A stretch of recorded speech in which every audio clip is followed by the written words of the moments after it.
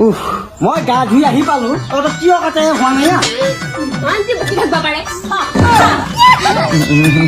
মাবোৰ পাৰিব যা মইহে খাব পাইছো সিহঁতে পোৱা নাই কিয় দেখোন মাংসৰ পিছাম কৈছা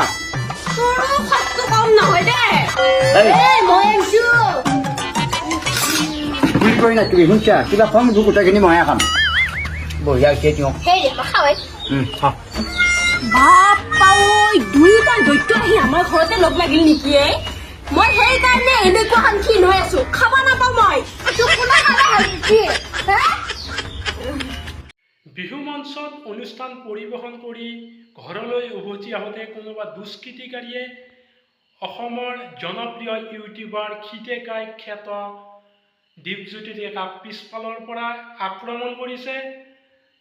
এনে আক্ৰমণ কৰিছে আক্ৰমণৰ ফলত দীপজ্যোতি ডেকা ঠাইতে ঢলি পৰিছে।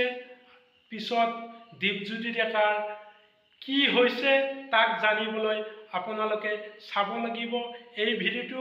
বৰ্তমান দীপজ্যোতি ডেকা ক'ত আছে কেনেদৰে আছে আহক আমি এই ভিডিঅ'ৰ মাজলৈ যাওঁ। নিশ্চয় ভিডিঅ'টো চালে সকলো গম পাব।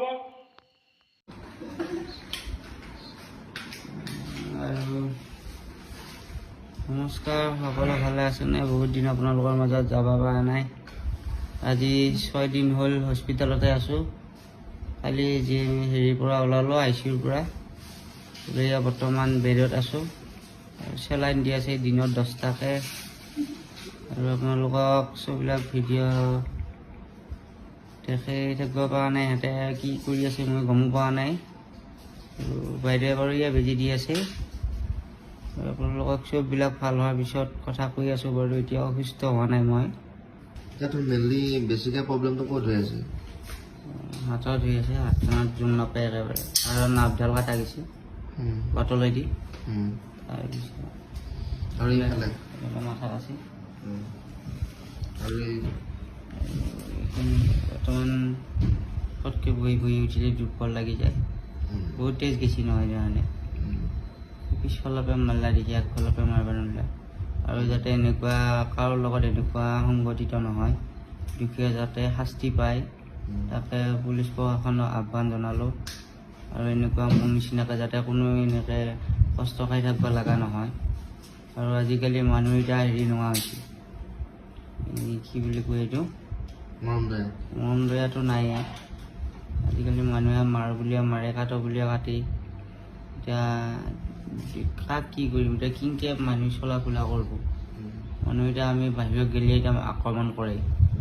তেতিয়া এনেকুৱাই হৈ থাকে। মোৰ লগত হৈছে বাৰু, এইটো একো ডাঙৰ কথা নহয়। বেলেগৰ লগত যদি হয় এনেকুৱাই ঘটনা, তেতিয়া কি হ'ব দেশৰ গতি? এতিয়া দুনিয়া এনেকুৱা গতি নহয়।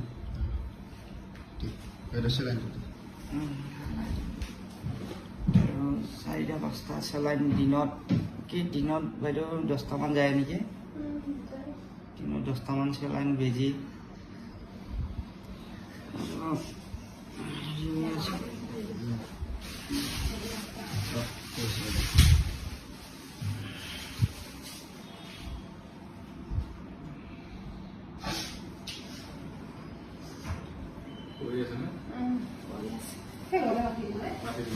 বৰ্তমান 2টা চেলাইন লাগিয়ে গ'ল ৰাতিপুৱাই গৈ।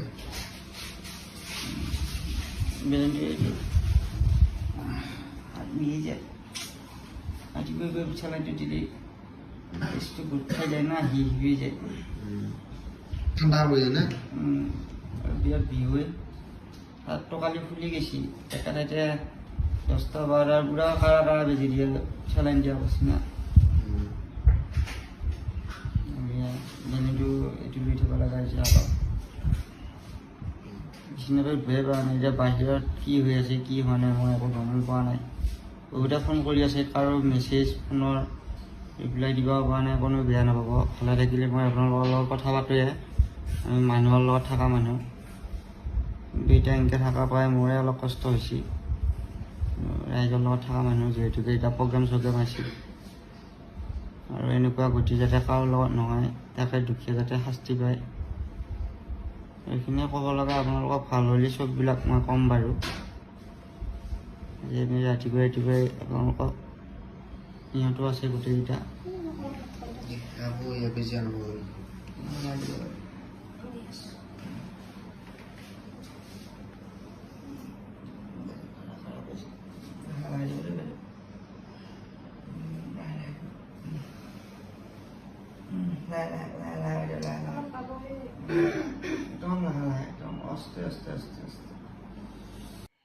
আৰক্ষীয়ে অপৰাধীক চিনাক্ত কৰিব লাগে আৰু চিনাক্ত কৰি যাতে অপৰাধীয়ে শাস্তি পায়।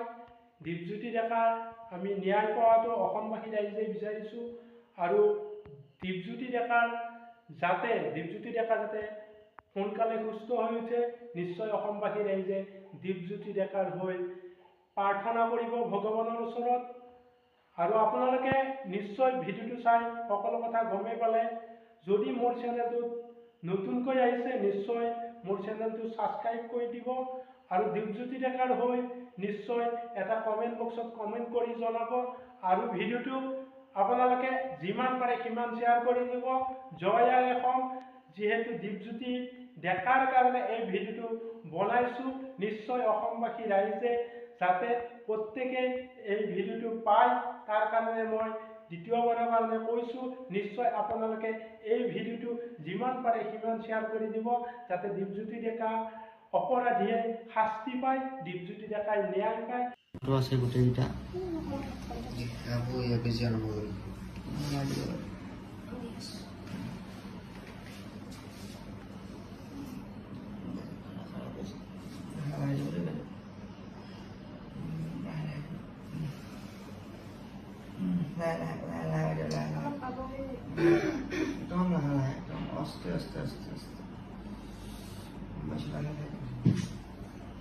অকণমান নিজে হওকচোন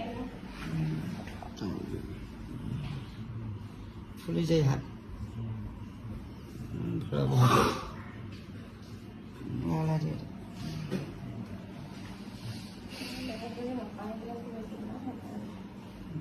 বহুত দুখ পায়